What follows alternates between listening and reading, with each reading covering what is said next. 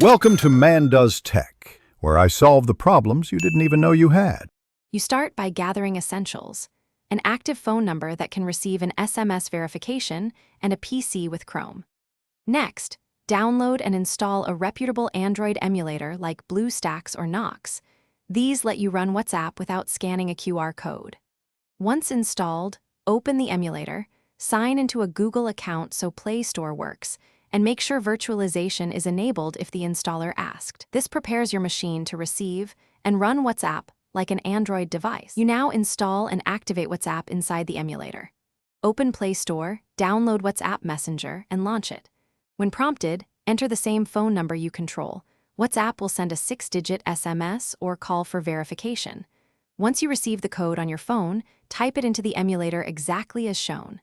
After verification, restore any backup if available or skip to start fresh.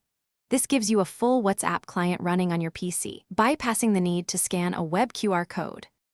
Finally, use WhatsApp directly in the emulator, or mirror the emulator window into Chrome using a remote desktop extension if you want a browser tab experience.